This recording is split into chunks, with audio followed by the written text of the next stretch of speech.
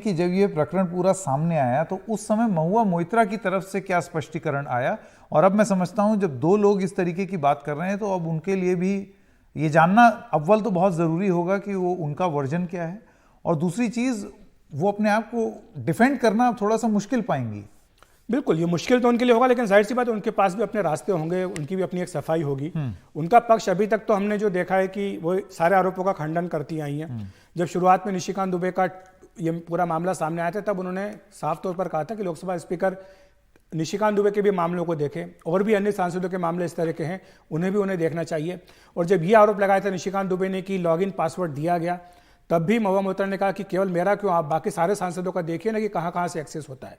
फिर आगे उन्होंने ये भी कहा था कि देखिए कोई भी सांसद जो होता है वो खुद से अपने अकेले से तो काम करता नहीं, उनका अपना एक स्टाफ होता है, सेक्रेटरियल स्टाफ होता है, उन लोगों के पास भी इसकी एक्सेस होती है, तो वो लोग भी इससे एक्सेस करके सवाल वगैरह पूछ सकते हैं।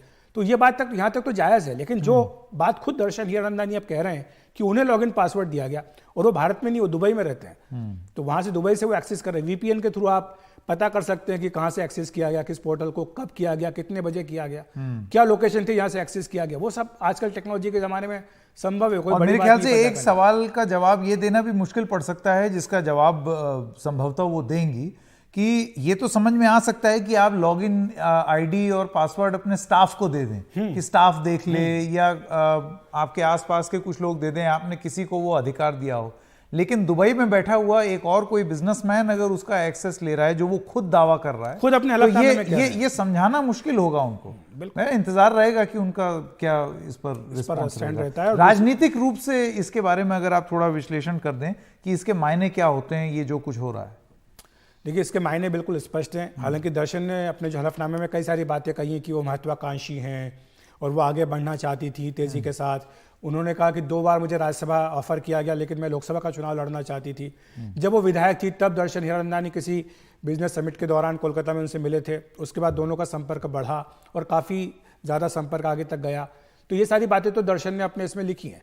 लेकिन राजनीतिक तौर पर देखिए, महुआ मोइत्रा जो है वो काफ़ी वोकल हैं, काफ़ी पुरजोर तरीके से अपनी आवाज़ उठाने के लिए जानी जाती हैं, और विपक्ष के जो तमाम नेता हैं उनके साथ उनके बहुत अच्छे संबंध भी हैं। तो यानी अगर एक मुद्दा शशि थरूर उठा रहे हैं तो महुआ मोइत्रा उसमें हाँ में हाँ मिलाएंगी, या पिनाकी मिश्रा अगर उठा रहे हैं तो उसमें उनकी बात होगी।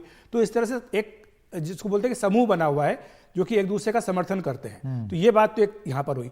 लेकिन जो दूसरी बात उनके लिए चिंता की होगी वो ये होगी, संकेत की जब से मामला सामने आया है, करीब 1 हफ्ता होने में आया, लेकिन अभी तक उनकी पार्टी ने, तृणमूल कांग्रेस ने, उनके पक्ष में एक भी बयान नहीं दिया है। जब उनसे पूछा भी गया पार्टी से, तो पार्टी ने इस पर कोई भी टिप्पणी करने से मना कर दिया। हालांकि वो कोई उनका विरोध भी नहीं कर रहे, न उनसे उन्होंने कोई कार्रवाई करने की बात की महुआ मोइत्रा के खिलाफ, लेकिन समर्थन में जो समर्थन उन्हें अगर उम्मीद रही होगी कि मुझे मिले, वैसा समर्थन उन्हें नहीं मिला है पार्टी से। तो ये अपने आप में उनके लिए चिंता की बात होगी। और इसके साथ साथ अन्य पार्टियां जो INDIA गठबंधन की है, वहां से भी महुआ मोइत्रा को उतना खुलकर समर्थन नहीं मिला जैसा कि वो उम्मीद कर रही होंगी। तो ये भी शायद एक उनके लिए चिंता की बात होगी, और ये भी कम से कम दिखाता है कि किस तरह से जो उनके ऊपर आरोप लगे हैं वो गंभीर हैं, और बाकी दल भी मान रहे हैं कि इस पर कम से कम एक जांच होनी चाहिए।